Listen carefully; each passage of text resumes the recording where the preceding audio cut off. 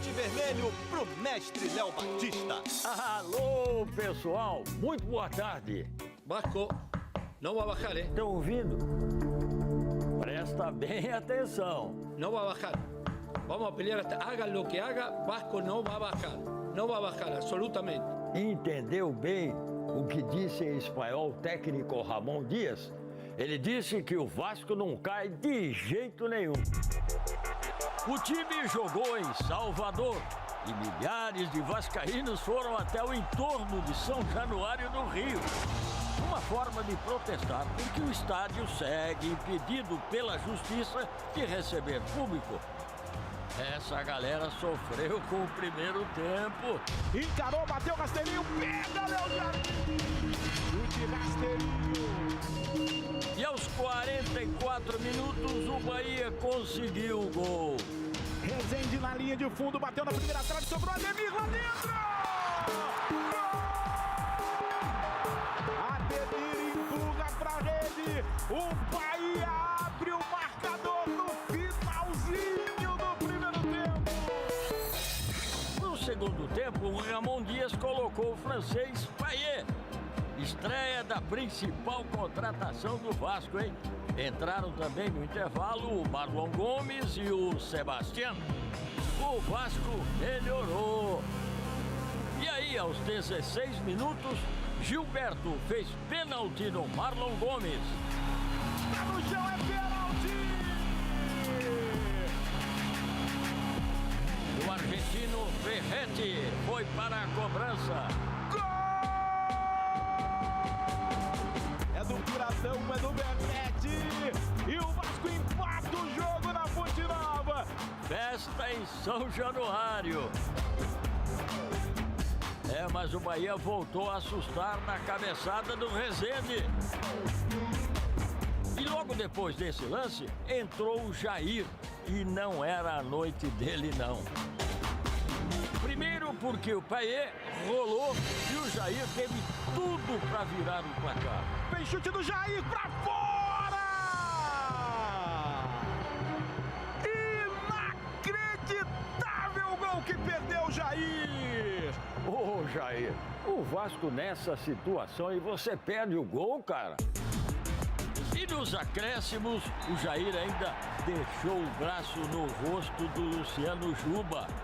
O árbitro foi ao VAR e expulsou o Jair. Cartão vermelho para o jogador do Vasco. Pois é, 15 minutos do Jair em campo.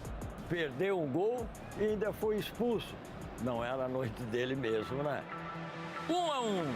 O Bahia está onde o Vasco queria estar, fora da zona do rebaixamento. Já o Vasco ainda está no buraco, a 5 pontos do próprio Bahia. E isso é um mensagem para a gente. Essa é uma mensagem para todo mundo e principalmente para os vascaínos. O Vasco não vai cair. Não vai cair. Aconteça o que acontecer, o Vasco não vai cair. Vamos brigar até o fim.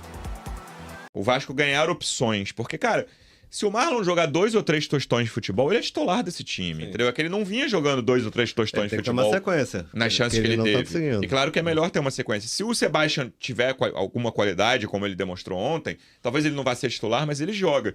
E tá faltando um que, cara, cada jogo é mais frustrante, que é o Puma, né? Porque quando o Robson tem a bola, cara, ele tem dificuldade até na cobrança do lateral, assim, ele demora, mesmo com o Vasco perdendo por 1-0, ele não sabe muito... O Puma é o maior desafio de Dom Ramon. É o único isso. que ele ainda não conseguiu Então, achar um jeito de resgatar. Talvez a melhor notícia do jogo de ontem, na minha visão, seja essa. Ganhar opções, porque a gente fala muito do meio-campo. Cara, o Marlon é um dos caras mais talentosos desse meio-campo, sem nenhuma dúvida, no elenco.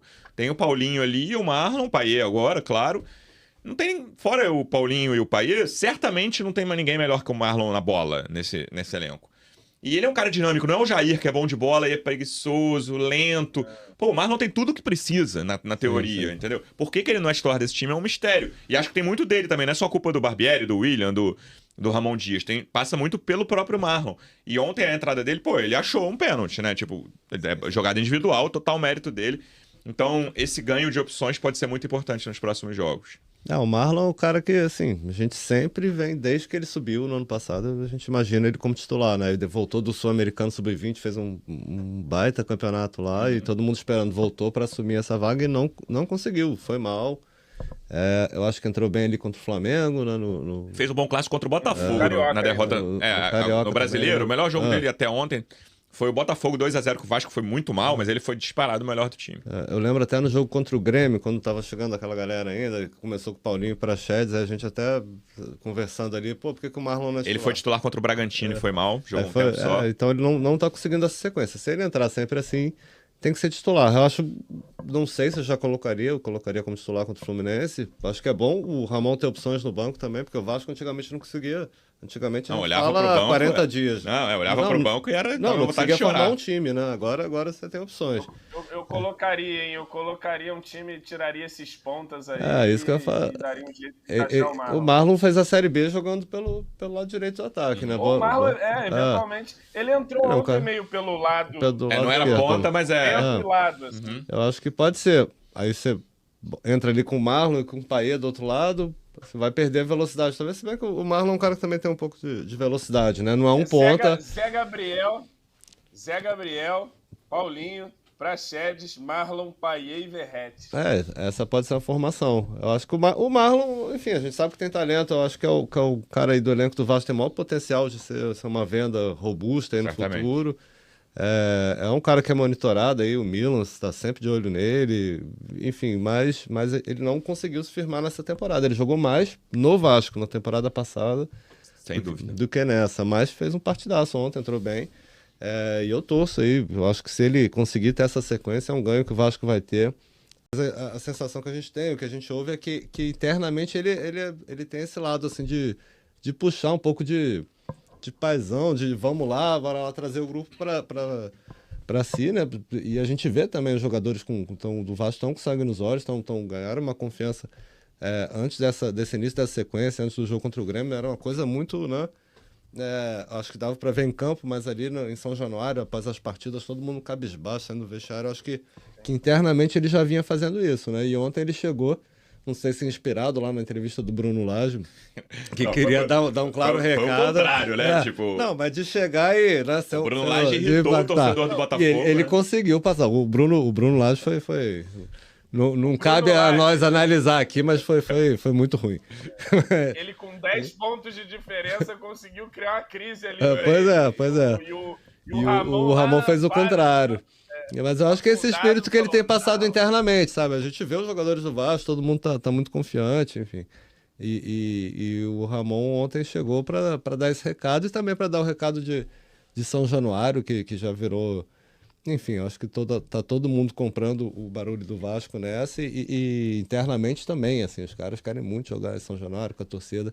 Então, provavelmente ele foi brifado também para falar sobre isso, mas chegou mostrando o que queria, né? E falando, e eu acho que conquistou de vez o torcedor. A gente conversando aqui um pouco antes do podcast, eu vi que você está totalmente harmonizado também, já